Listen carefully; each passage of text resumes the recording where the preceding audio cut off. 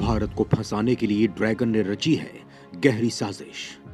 Dragon का व्यापार जाल भारत के लिए बन रहा जी का जंजाल। मेक इन इंडिया के बावजूद चीन से जमकर हो रही है खरीदारी।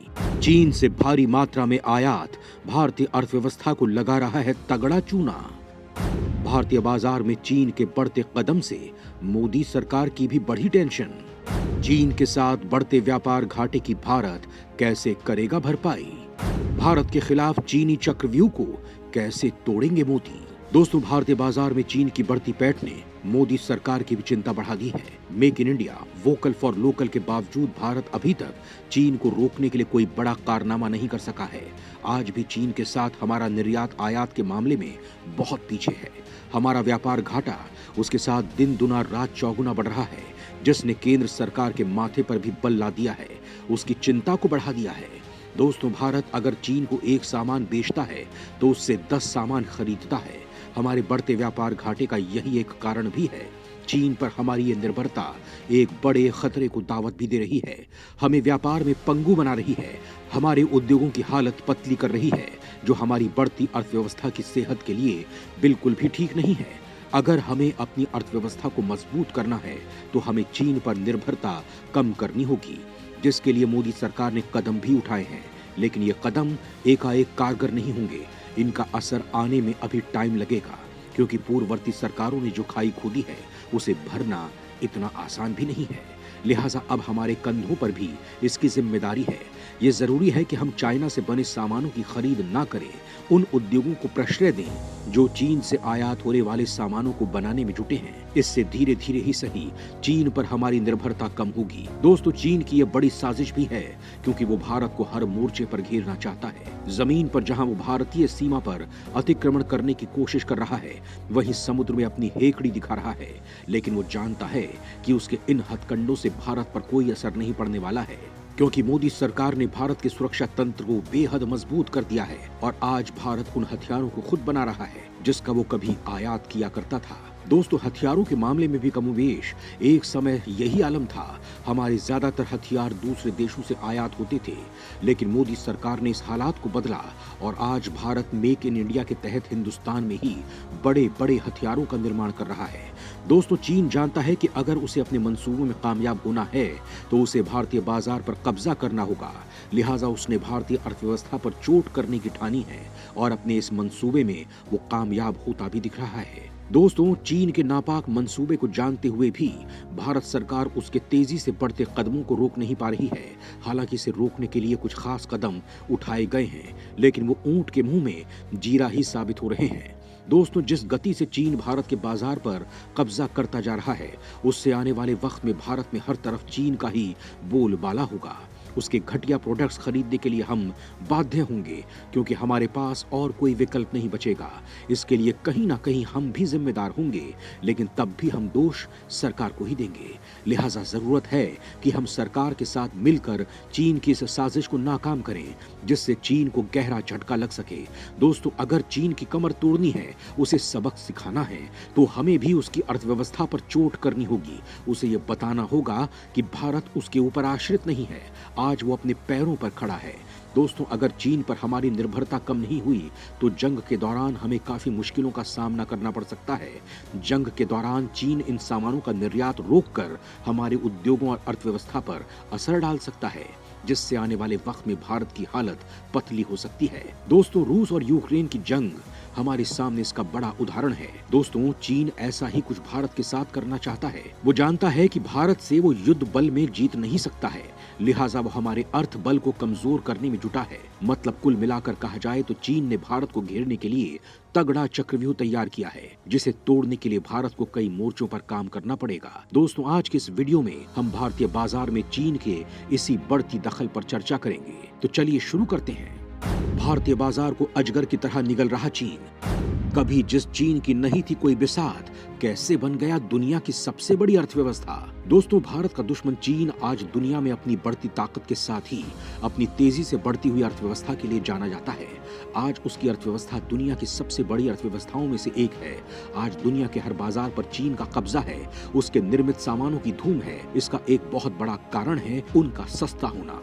दोस्तों, दुनिया जानती है कि चीन के बने सामान काफी घटिया होते हैं, उनकी कोई गुणवत्ता नहीं होती, लेकिन आधुनिक टेक्नोलॉजी और सस्ती कीमत की वजह से वो बाजार पर छा जाते हैं, क्योंकि वो आसानी से मध्यम वर्ग की पहुंच में होते हैं। मोबाइल से लेकर टीवी तक आज इसीलिए चाइना का बिक रहा है। दोस्तों, अगर हम भारत की ही बात करें तो चीन के सामान की भारतीय बाजार में बहुतायत है। भारतीय बाजार में चीन के इसी बढ़ते प्रभाव से मोदी सरकार परेशान है। वाणिज्य मंत्री ने खुद इसकी ताकीद की है। इसके बारे में मैं आपको बताऊंगा, लेकिन उससे पहले आपको ये बता देता हूं कि आखिर चीन इस पायदान तक पहुंचा कैसे। दोस्तों, शाओपिंग ने 1978 में जिस आर्थिक क्रांति की शुरुआत की थी, उसे 2022 में 44 साल हो गए हैं। इस आर्थिक सुधार के बाद ही चीन ने दुनिया की सबसे बड़ी अर्थव्यवस्थाओं में मजबूत दस्तक दी। इसी का नतीजा है कि आज की तारीख में चीन दुनिया का वो देश है जिसके पास सबसे ज्यादा विदेशी मुद्रा भंडार है। जीडीपी के आकार के मामले में वो दुनिया का दूसरा सबसे बड़ा देश है। प्रत्यक्ष विदेशी निवेश को आकर्षित करने में चीन दुनिया का तीसरा सबसे बड़ा देश है। दोस्तों, डांग शियाओपिंग ने जब आर्थिक सुधारों को 1978 में शुरू किया था, तो चीन का दुनिया की अर्थव्यवस्था में हिस्सा महज 1.8% था, जो 2022 में 20% से ज्यादा है। दोस्तों, चीन अब न केवल एक उभरती हुई अर्थव्यवस्था है, बल्कि वो अपने अतीत की उस ताकत की ओर बढ़ रहा है जब 15वीं और 16वीं शताब्दी में दुनिया की अर्थव्यवस्था में उसका हिस्सा 30% के आसपास होता था। दोस्तों, ड्रैगन जिस तरह अपने पांव पसार रहा है, वो दुनिया के साथ साथ भारत के लिए भी बड़ा खतरा है, क्योंकि वो भारत का सबसे बड़ा दुश्मन है और एक साजिश के तहत वो भारत को अपने ऊपर आश्रित कर रहा है। चीन के साथ बढ़ता व्यापार भारत के लिए काल के समान। लगातार तेजी से बढ़ रहा है चीन के साथ भारत का व्यापार घाटा।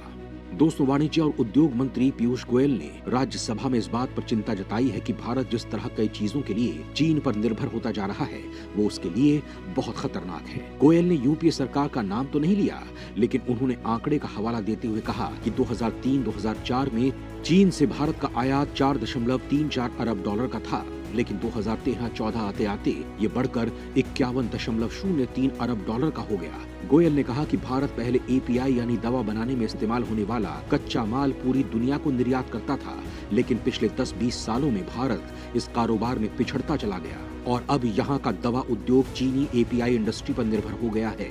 उन्होंने कहा कि चीन पर भारत की निर्भरता कम करने पर लगातार जोर दिए जाने के बावजूद दोनों के कारोबार में लगातार इजाफा हो रहा है। यहाँ तक कि युद्ध के दौरान भी भारत चीन का व्यापार लगातार बढ़ता ही रहा। उन्होंने कहा कि वित्त वर्ष 2020-21 में चीन ने भारत को 65.21 अरब डॉलर के मूल्य का सामान निर्यात किया था, लेकिन वित्त वर्ष 2021-22 में इसमें तेजी से इजाफा हुआ और ये 94.57 अरब डॉलर तक पहुंच गया। गोयल की ओर से राज्यसभा में पेश आंकड़ों के मुताबिक वित्त वर्ष 2020-21 के दौरान भारत और चीन के बीच 44.33 अरब डॉलर का व्यापार घाटा था, लेकिन वित्त वर्ष के दौरान ये बढ़कर 73.31 अरब डॉलर पर पहुंच गया। मतलब द्विपक्षीय कारोबार का पलड़ा पूरी तरह से चीन के पक्ष में झुका है। चीन का निर्यात भारत की तुलना में कई गुना ज्यादा है। ये चिंता का विषय है। दोस्तों, गोयल ने कहा कि नरेंद्र मोदी सरकार ने देश में मैन्युफैक्चरिंग सेक्टर को मजबूत करने के लिए प्रोडक्शन लिंक्ड इंसेंटिव स्कीम शुरू की है, ताकि चीन पर आयात निर्भरता घटाई जा सके। लेकिन इन सब के बावजूद चीन से भारत का व्यापार घाटा बढ़ क्यों रहा है, ये बड़ा सवाल है।